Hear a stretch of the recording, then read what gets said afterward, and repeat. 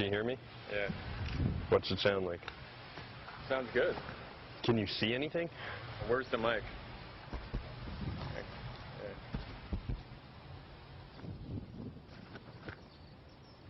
There. Okay. All right, we good? Yeah. Good. What are we going to say if I get busted with a camera?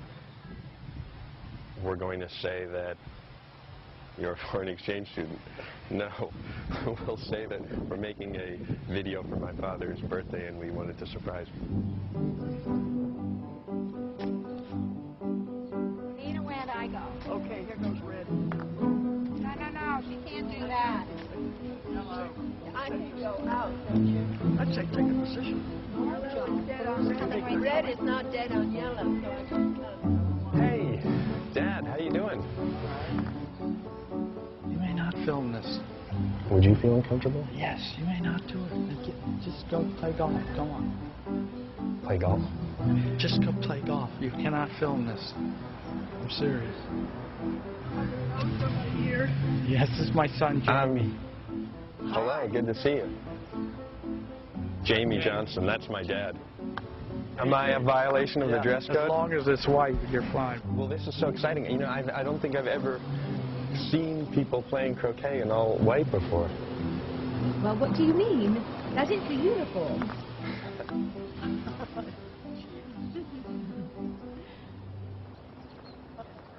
This is for the club paper? Yes. Great. Look like a gangster. Take your glasses off. Can you get closer?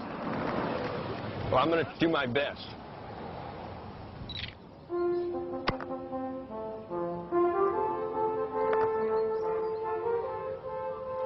Wonderful shot. Are there teams? Yes, don't you play? I wish I did. Well, you should get your father to teach you. He's good. He's hiding that from you. He's hiding a lot of things from me, apparently. It's an interesting game, Yeah. because you can use other people's balls. What a cheer now. Kill, kill. Are you in college? I graduated from New York University, and I've been working on documentary films. How? Really? Yes. What kind of a documentary are you doing? Actually, it's about wealth and issues of social class and things like that in America. Oh.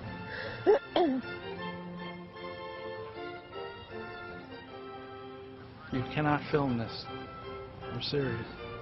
All right, I think you're being unreasonable. I think it could be interesting. Go home.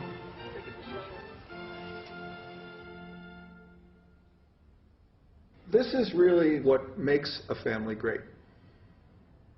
The center of a family, what I see is a white, beautiful sphere of pulsing energy, inside of which all of you sit.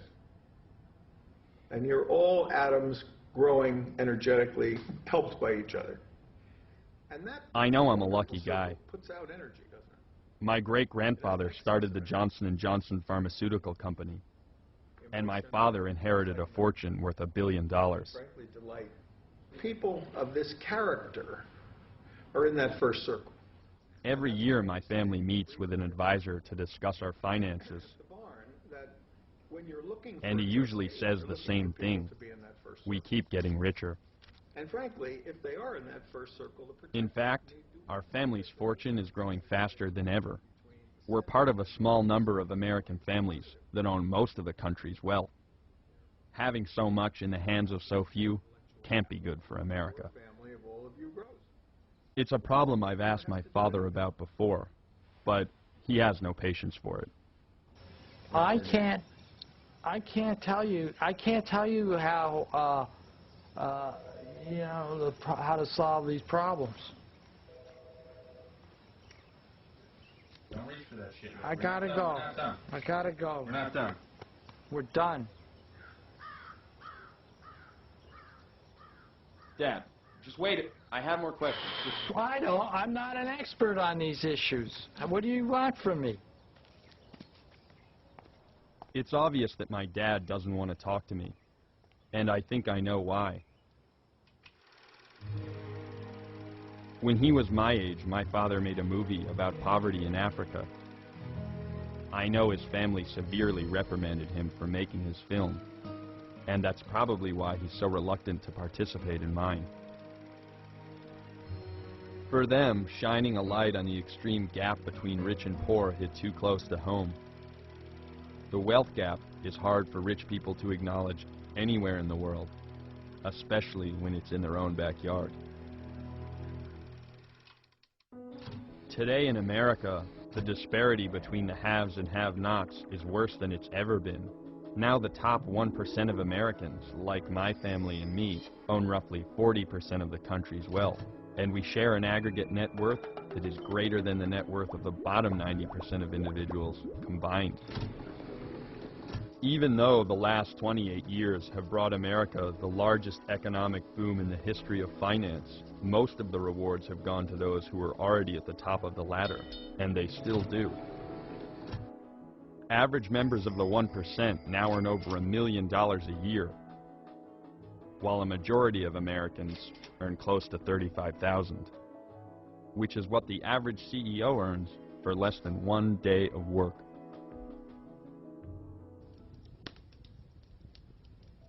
No one has watched the rich get richer more closely than my family's financial advisor, who manages the fortunes of some of the richest families in the country.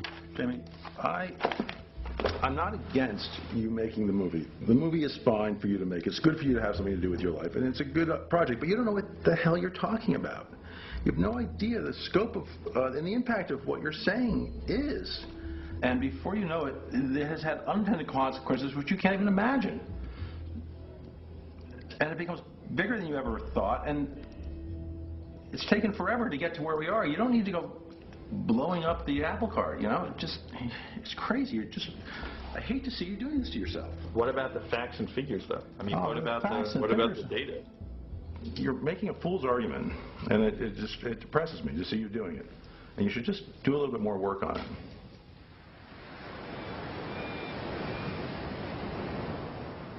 I don't think Brian does really want me to do more work. When I asked him for the names of other clients I could talk to, he refused to give them to me. So without his support, I'm using my family name to enroll in one of the most exclusive wealth conferences in America, where the wealthy go to discuss strategies for keeping their fortunes growing. The average net worth of the families that attend our conference is confidential, but it's a pretty large number. There are multi-billion-dollar families represented, a number of them, as a matter of fact, according to Forbes magazine. We don't ask for financial statements, of course, when people register, but we do query them to make sure that they are a sophisticated, qualified family in order to attend. I would say the average in the group today, probably around 300 to 400 million, certainly some smaller than that, and obviously a number of them much, much larger. I mean, there are people who are looking for funding for their projects that would kill to get into this meeting. That's right, absolutely, and we make sure they don't get to get in.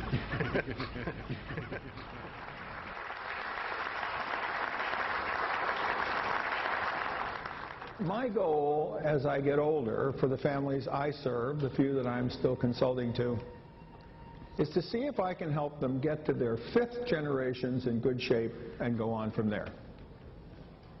Family Wealth, the book you have in front of you, is about the first 3 generations. From the dozens of families that would turn up at this conference in the early 1990s, there are hundreds of families here today. And if you looked into the numbers that represent private wealth in a large enough aggregation that you'd have a family office, I'm sure it has to be in the many trillions of dollars. There is much greater good done by the people with the wealth in creating jobs, creating business opportunities, and in philanthropy than otherwise. And I would say that it makes more sense to me to encourage business ownership, encourage wealthy to generate that wealth, so that wealth can then be shared rather than take it from individuals to then redistribute it through social policy and transfer policies of Medicare, Social Security, etc. I hope that didn't come